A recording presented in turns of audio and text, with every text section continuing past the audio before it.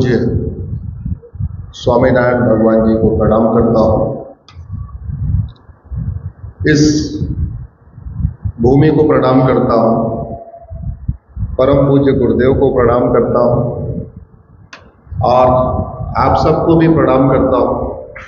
आप सब आए हुए हैं।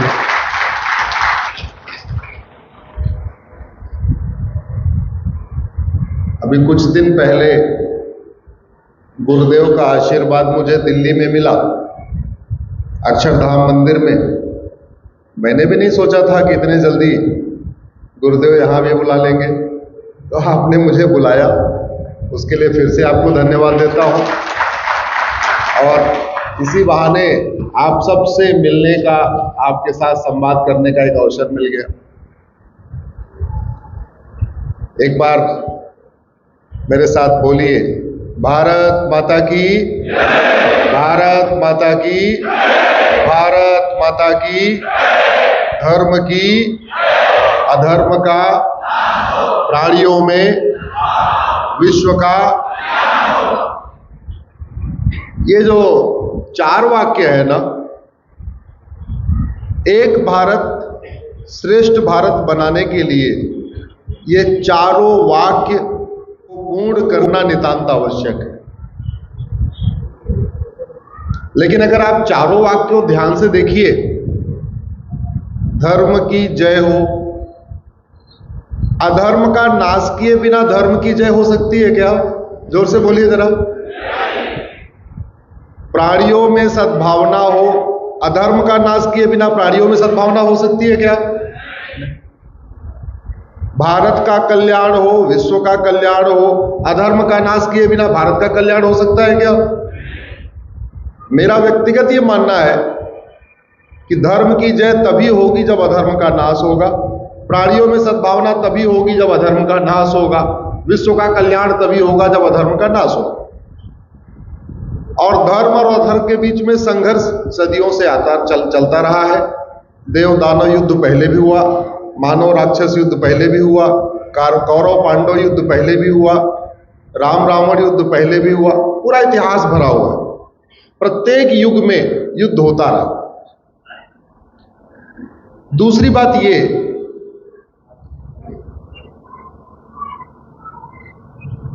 मानव निर्मित जितनी भी समस्याएं हैं, ये कोई भी लाइलाज नहीं है। जितनी भी समस्याएं इंसान के द्वारा से शुरू की गई हैं, ये सब का कुछ न कुछ इलाज है।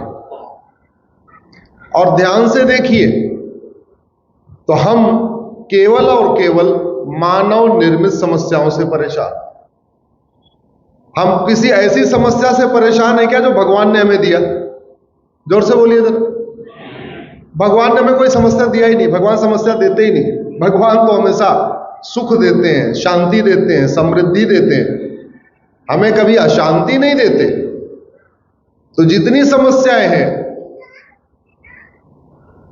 चाहे वो घूसखोरी हो, जमाखोरी हो, मिलावटखोरी हो, कालाबाजारी हो, नशा तस्करी हो, मानव तस्करी हो, सोना तस्करी हो, नक्सलवाद हो, माओवाद हो, पत्थरबाजी हो, आतंकवाद हो, मजहबी उन्माद हो, अवैध निर्माण हो, धर्मांतरण हो, घुसपैठ हो, जो भी समस्या है, जितने अधर्म वाले कार्य हैं, इसको कौन करता है? मानव। और इसका मतलब ये लाइलाज तो नहीं है, इलाज है। अब एक भारत श्रेष्ठ भारत बने, इसके लिए जरूरी है धर्म की जय हो। तो धर्म की जय करने के लिए इतना भव्य मंदिर बना हुआ है। स्वामी जी, महाराज जी, सब लोग करते रहते हैं, सामने सामने बैठे हुए सब धर्म की जय कर रहे हैं। इसलिए हमने अपने लिए जो रास्ता चुना, वो चुना अधर्म का। धर्म की जय हो, ये करना गुरुदेव का काम है, ये करना सभी गुरुओं का काम है। मेरा काम है अधर्म का नाश हो। अधर्म का नाश करने के लिए मंडे टू फ्राइडे मैं सुप्रीम कोर्ट और हाई कोर्ट में दौड़ता हूं। पहले यही काम करता था, लेकिन अब शनिवार रविवार के आपके बीच में रहता हूं।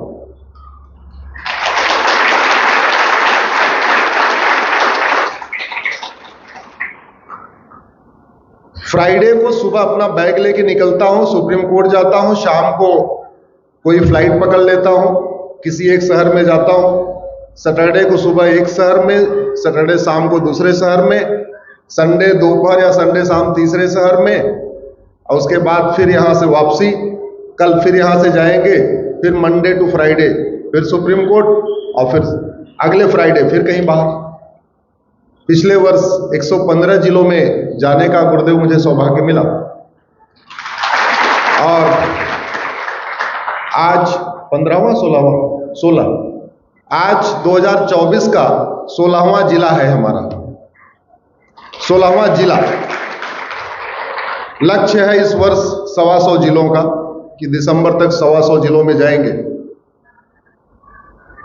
एक बार सबको पहले क्लैरिटी आ जाए कि अधर्म का नाश होगा कैसे, धर्म की जय कैसे होगी, ये मैं नहीं बताना चाहता हूं। ये काम संत समाज का है, गुरुओं का है, ये मंदिर में सिखाया जाता है धर्म की जय कैसे होगी, प्राणियों में सद्भावना कैसे होगी ये भी बताया जाता। मैं तो केवल अधर्म का नाश कैसे होगा यही बताने के लिए निकला हुआ। वास्तव में अधर्म को बढ़ाने के लिए इस देश में कई कानून बनाए गए। कश्मीर पिछले 70 साल से अशांत था कि नहीं? जोर से बोलिए जरा। हजारों लोगों की हत्या हुई, आतंकवाद फला फूला, जितना सरकार का पैसा जाता था सारा बर्बाद हो रहा था। सरकार का कोई खुद का पैसा ही नहीं होता, वो पैसा किसका होता है? बोलिए हमारा। किसका पैसा? अरे जीएसटी आप देते हो, इनकम टैक्स आप देते हो, रोड टैक्स आप देते हो, टोल टैक्स आप देते हो, वैट आप देते हो, टीडीएस आप देते हो। सरकार को कोई पैसा थोड़ी होता, सारा पैसा आपका होता है। तो आपका पैसा पानी की तरीके कश्मीर जा रहा था, बर्बाद हो रहा था। इसके मूल में क्या था? एक धारा, और वो कौन सी थी? 370 गई तो कश्मीर में शांति आई कि नहीं? आई कि नहीं? 370 जाने के बाद पलायन हुआ क्या? 370 के बाद आतंकवाद बढ़ा क्या? 370 के बाद बहन बेटियों के साथ बलात्कार हुआ क्या? एक धारा जिसने एक राज्य को बर्बाद कर रखा था। ऐसे कांग्रेस ने 50 और धाराएं बना रखी हैं। मैंने 2014 में 370 को चैलेंज किया, और मुझे खुशी है कि आप सबको पता है कि सरकार ने उसको खत्म कर दिया। ऐसे ही घुसपैठियों को बसाने के लिए कांग्रेस ने कानून बनाया, धर्मांतरण को प्रमोट करने के लिए कांग्रेस ने कानून बनाया, हिंदुओं को आपस में बांटने के लिए कांग्रेस ने कानून बनाया, मुगलों द्वारा तोड़े गए मठ मंदिरों को लीगलाइज करने के लिए कांग्रेस ने कानून बनाया। 50 और धाराएं हैं, जिसको कुछ को नेहरू जी ने बनाया, कुछ को इंदिरा जी ने बनाया, कुछ को राजीव जी ने बनाया, कुछ को नरसिम्हा जी ने बनाया, कुछ को मनमोहन सिंह ने बनाया। जैसे आज तक किसी की नागरिकता गई नहीं है, आज तक आपने सुना नहीं होगा किसी की नागरिकता गई हो।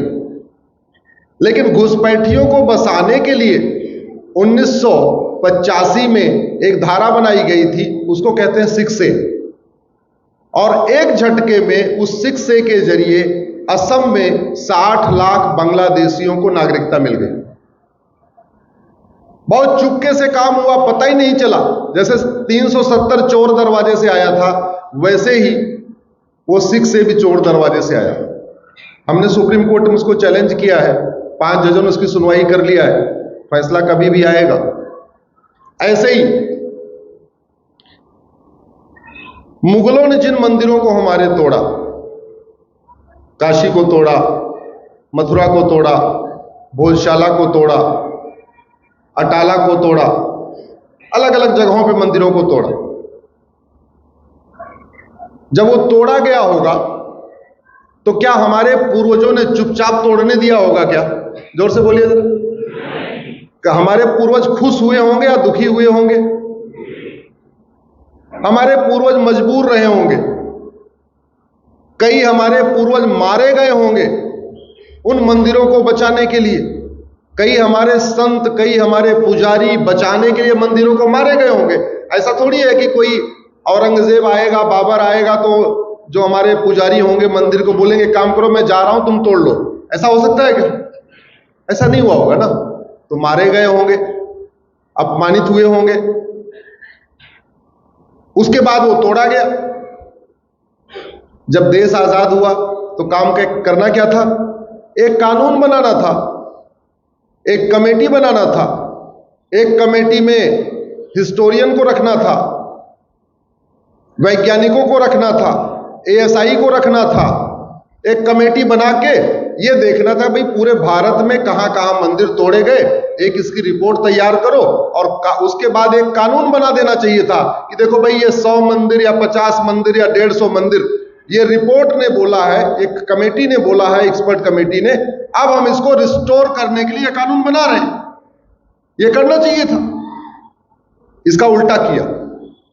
1991 में कानून बना दिया कि अयोध्या का मुकदमा कोर्ट में चलेगा, अयोध्या के अलावा और दूसरा कोई मुकदमा कोर्ट में चलेगा ही नहीं, और जो मुकदमा कोर्ट में चला गया है वो भी खारिज हो जाएगा, न गवाहों के बयान होंगे, न तारीख होगी, न बहस होगी, वो मुकदमा ही बंद हो जाएगा। एक झटके में एक कानून बना के गोरी, गजनी, तुगलक, बाबर, हुमायूं के जितने भी तोड़े गए मंदिर थे उसको लीगलाइज कर दिया। उस कानून को भी हमने सुप्रीम कोर्ट में चैलेंज किया हुआ है, उसका नाम है place of worship act, Hindi में कहते हैं पूजा स्थल कानून। अगले ही साल 1992 में एक कानून बनाया जिसको कहते हैं माइनॉरिटी कमीशन एक्ट।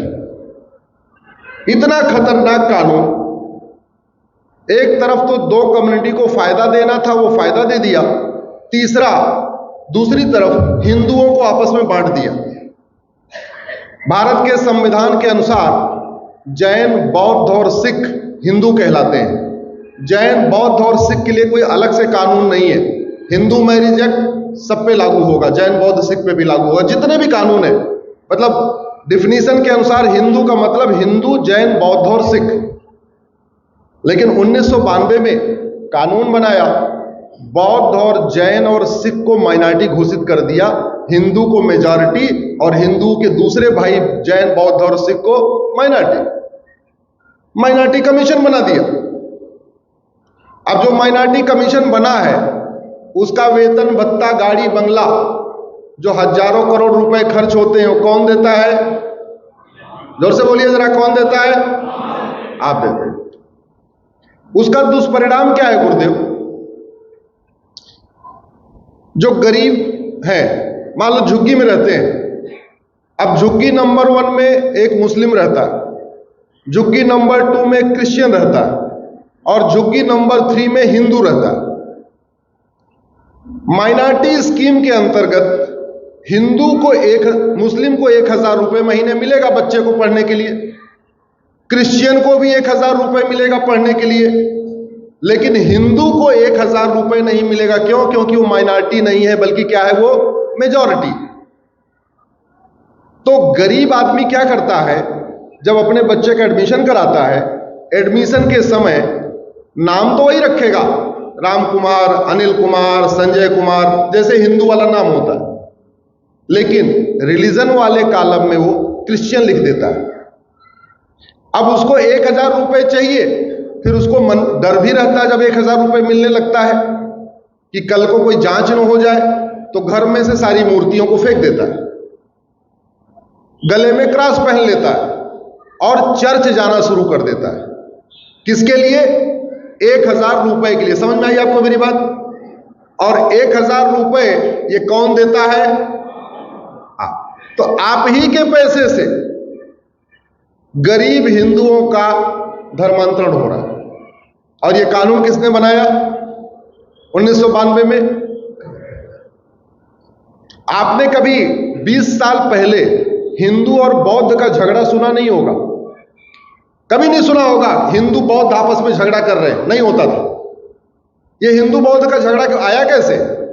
हिंदू बौद्ध का झगड़ा इसलिए आया कि 1992 वाले कानून के अनुसार बौद्ध माइनॉरिटी हैं, हिंदू मेजॉरिटी हैं, तो अगर बौद्ध बन जाएंगे तो वजीफा मिलेगा, हिंदू बनेंगे तो वजीफा नहीं मिलेगा।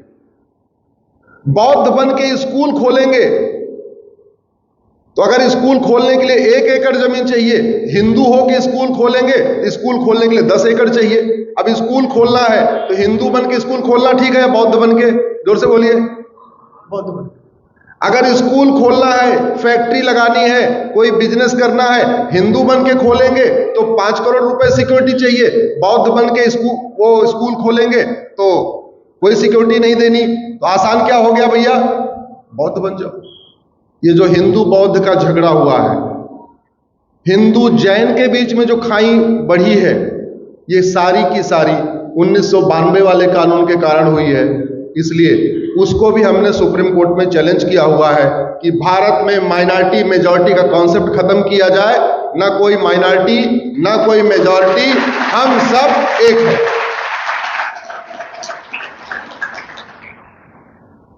अंग्रेजों ने चर्च को इस्टेब्लिश करने के लिए 1894 में कानून बनाया, उसको कहते हैं लैंड एक्विजिशन एक्ट। और आज की डेट में चर्च के पास लगभग 12 लाख एकड़ जमीन है। और वो किस कानून से आया? अंग्रेजों ने बनाया 1894 में।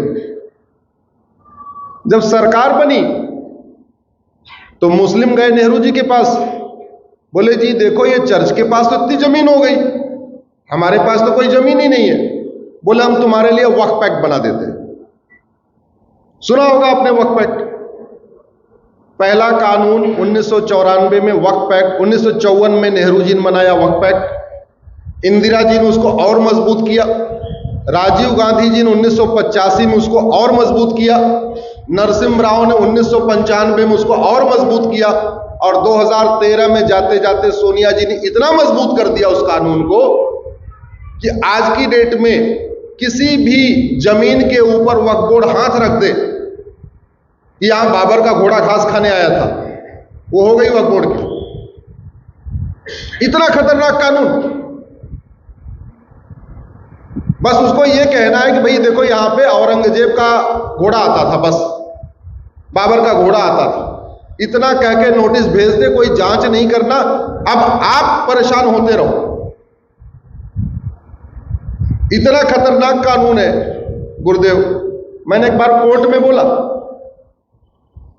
जब मैंने इसको चैलेंज किया तो बोले कानून में क्या दिक्कत है?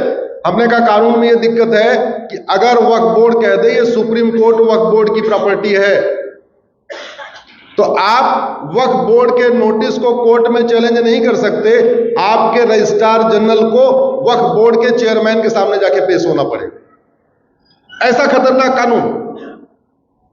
अब हो क्या रहा है? जैसे कच्छ है या भुज है, उसकी कर्णावती से दूरी कितनी होगी? 400-500 किलोमीटर, 500 किलोमीटर होगी।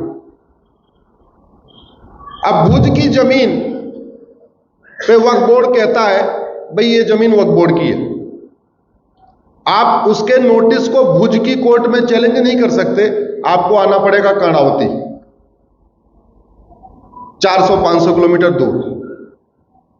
चलो आप समझदार हो, आप पढ़े लिखे हो और आपकी जमीन जाने वाली है तो आप लड़ोगे, लेकिन अगर आपके बगल में जो पार्क है उस पार्क को कह दे ये वक्फ बोर्ड की है तो आप लड़ोगे क्या?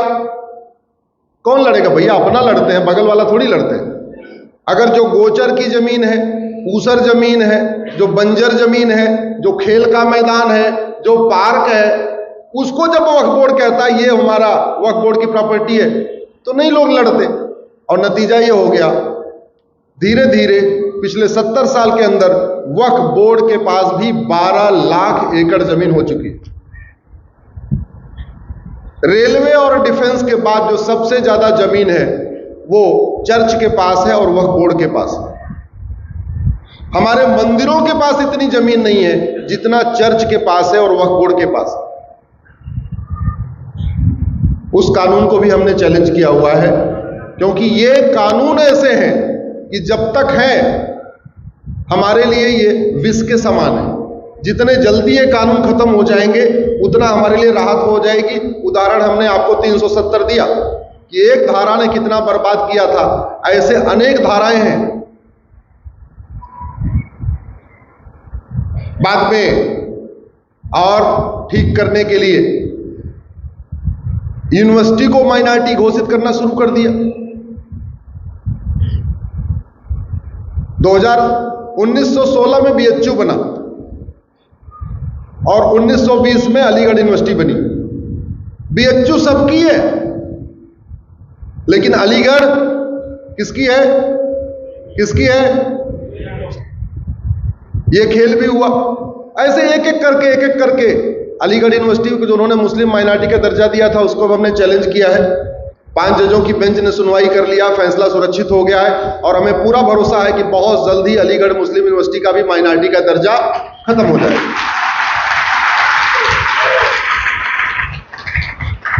एक बहुत बड़ी समस्या हमारे देश में धर्मांतरण की चल रही है। धर्मांतरण मुगल काल में भी हुआ, तलवार के दम पे हुआ, ब्रिटिश काल में भी हुआ, लालच दे के हुआ, और स्वतंत्र भारत में भी हो रहा है। गरीबों को लालच दे के, धोखा दे के, काला जादू दिखा के, अंधविश्वास फैला के ऐसा धर्मांतरण हो रहा है, बड़ी मात्रा में हो रहा है। बाकी तो छोड़िए, आपके गुजरात के सौराष्ट्र एरिया में भी हो रहा है, ट्राइबल्स का हो रहा है। मैं आपसे पूछता हूं, यह धर्मांतरण राष्ट्र की सुरक्षा के लिए खतरा है कि नहीं? है कि नहीं? यह धर्मांतरण हमारी एकता अखंडता के लिए खतरा है कि नहीं? यह धर्मांतरण एक तरीके से इनडायरेक्ट वॉर है कि नहीं? अप्रत्यक्ष युद्ध है कि नहीं? यह धर्मांतरण कोई एक व्यक्ति नहीं करता, कई लोग मिलकर करते हैं, तो एक ऑर्गेनाइज क्राइम है कि नहीं? तो मैंने सुप्रीम कोर्ट में पीआईएल फाइल किया कि धर्मांतरण राष्ट्र की सुरक्षा के लिए खतरा है, इसलिए धर्मांतरण कराने वालों के खिलाफ नेशनल सिक्योरिटी एक्ट लगाइए, एनएसए लगाइए। मैंने सुप्रीम कोर्ट से कहा धर्मांतरण हमारी देश की एकता अखंडता के लिए खतरा है, देश की एकता अखंडता से निपटने के लिए एक कानून है, उसको यूएपीए कहते हैं, इसलिए जो लोग धर्मांतरण कराते हैं उनके खिलाफ यूएपीए लगाइए। धर्मांतरण एक ऑर्गेनाइज क्राइम है। ऑर्गेनाइज क्राइम में यूपी में गैंगस्टर एक्ट है, गुजरात में गुजकोका है, महाराष्ट्र में मकोका है। तो आप राज्यों को डायरेक्शन दीजिए कि ऑर्गेनाइज क्राइम में उनकी प्रॉपर्टी जब्त करना शुरू करें और उनके खिलाफ मकोका गुजकोका जिस राज्यों का जो कानून उसको लगाना शुरू करें।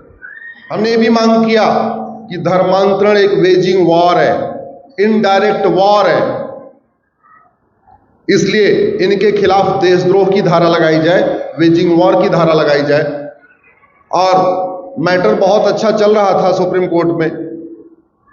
जस्टिस एमबी शाह जो आपके गुजरात के थे, उन्हीं के बेंच में सुनवाई भी हो रही थी और उन्होंने एक आदेश में अपने डिक्लेयर कर दिया कि धर्मांतरण राष्ट्र की सुरक्षा के लिए खतरा है।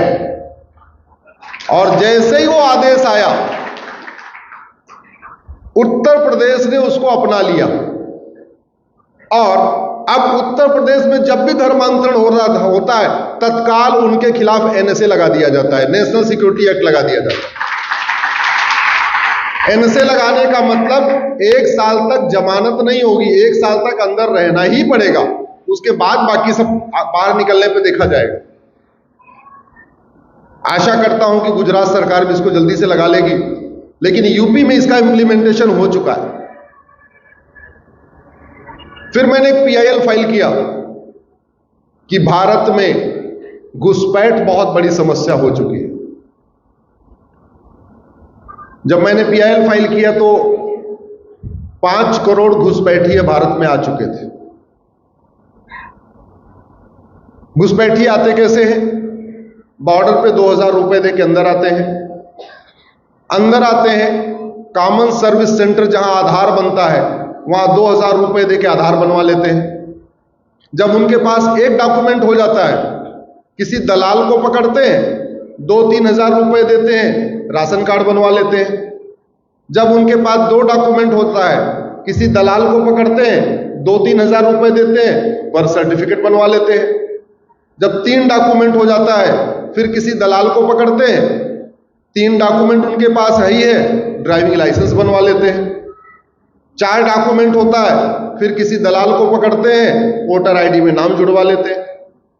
वोटर आईडी में जब नाम जुड़ जाता है तो वो बैंक में खाता खुलवा लेते हैं, और बैंक में खाता खुलवा लेते हैं तो सारी केंद्र सरकार की योजनाओं का और राज्य सरकार की योजनाओं का लाभ लेना। और ये जो इतनी केंद्र सरकार की योजनाएं चलती हैं, राज्य सरकार की योजनाएं चलती हैं, किसके पैसे से चलती है? किसके पैसे से? आपके। तो यानी आप ही लोग घुसपैठियों को हर महीने राशन भी दे रहे, हर महीने उनको वजीफा भी दे रहे, उनको झुग्गी के बदले मकान भी दे रहे, उनको पक्का मकान भी दे रहे। ये सब आपके पैसे से चल रही है। घुसपैठियों को निकाला जाए, उनको बाहर किया जाए, एक अपनी याचिका इसके भी चल रही है। इस समय भारत में हर साल गुरुदेव 1 करोड़ अवांछित बच्चे पैदा हो रहे हैं। अवांछित बच्चे 86,000 बच्चे रोज पैदा हो रहे हैं भारत में। इसमें से 1/3 अवांछित है। अवांछित का मतलब वो चौथे हैं, 5वें हैं, 6वें हैं, 7वें हैं, 8वें हैं, 9वें हैं, 10वें हैं, 11वें हैं, 12वें हैं, 13वें हैं, 14वें हैं, 15वें, 17 तक मैं जानता हूं। 17-18 तक मैं जानता हूं जहां बच्चे पैदा हो रहे हैं। आपके यहां भी हो रहे होंगे, पता कर लेना, हो रहे। अब ये बताओ, ये अवांछित है कि नहीं? खाने की, खिलाने की हिम्मत नहीं, मकान बनाने की हिम्मत नहीं, उनको दूध पिलाने की हिम्मत नहीं, उनको ठीक से कपड़ा पहनाने की हिम्मत नहीं, और बच्चा पैदा किए चले जा रहे। भाई, जो आदमी सक्षम है वो पैदा करे, बात समझ में आता है। जो आदमी सब्सिडी ले रहा है, दुनिया भर की सब्सिडी पे चल रहा है, और पहले से कह रहा मैं गरीब हूं, तो गरीब की गरीबी और बढ़ेगी कि नहीं बढ़ेगी? और 86,000 पर डे का मतलब 3.25 करोड़ पर ईयर। 3.25 करोड़ में से 1 करोड़ अवांछित है, यानी 20 साल में 20 करोड़ अवांछित। ऑस्ट्रेलिया की जनसंख्या 2 करोड़ है, यानी हर 2 साल में हमारे यहां ऑस्ट्रेलिया के बराबर अवांछित बच्चे पैदा हो जाते हैं। हम दो, हमारे दो लागू होना चाहिए, नहीं होना चाहिए? जोर से बोलिए जरा। इधर चौथी 5वीं से ऊपर कोई है क्या? नहीं हो। तो एक PIL उसकी भी चल रही है। एक भारत श्रेष्ठ भारत बनाने के लिए हम दो, हमारे दो, सबके दो जरूरी है। और अच्छी बात यह है कि राज्यों ने कानून बनाना शुरू कर दिया है। उत्तराखंड में भी आ गया है, असम में भी आ गया है, और हमें पूरा भरोसा है कि 2024 के दिसंबर तक पूरे देश में ये हम दो, हमारे दो, सबके दो हो जाए।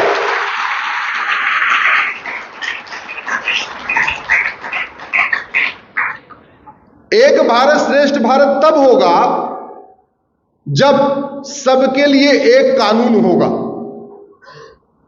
यानी शादी विवाह की उम्र सबकी एक समान हो। आपको जान के आश्चर्य होगा कि भारत में अंग्रेजों का 1937 वाला शरीयत एक्ट चल रहा है। उस शरीयत एक्ट के कारण एक कम्युनिटी की शादी की उम्र 9 साल है, ऑफिशियली 9 साल है। 9 साल क्यों है आपको पता है? ज्यादा मैं नहीं बताऊंगा, गुरुदेव आपको बताते रहते होंगे 9 साल क्यों है। उसको हमने चैलेंज किया, भैया शादी विवाह की उम्र, संविधान कहता है 14 साल से पहले आप किसी को नौकरी पे नहीं रख सकते। 14 साल के पहले अगर नौकरी पर रखोगे तो बाल मजदूरी वाला कानून लग जाएगा, और 9 साल में आप शादी की इजाजत दे रहे हो। बहुत जल्द ही भारत में यूनिफॉर्म सिविल कोड आ जाएगा। मैंने 2015 में PIL फाइल किया था। अब तो सरकार भी एकदम उसी रास्ते पे आगे बढ़ रही है। बहुत जल्द ही शादी विवाह की उम्र समान हो जाएगी। एक पति एक पत्नी का नियम सब पे लागू हो जाएगा। जो विदेशी कुरीतियां हैं वो खत्म हो जाएंगी। विदेशी कुरीतियां क्या चल रही हैं? तलाके हसन चल रहा है, तलाके हसन चल रहा है, तलाके बाइन चल रहा है, तलाके किनाया चल रहा है, तहर्रुस चल रहा है, निकाह हलाला चल रहा है, निकाह मुताह चल रहा है, निकाह मिस्यार चल रहा है। ऐसी बहुत सारी विदेशी कुरीतियां चल रही भारत में। तो यूनिफॉर्म सिविल कोड आएगा, एक देश एक नागरिक संहिता आएगी, तो ये विदेशी कुरीतियां खत्म होंगी। लेकिन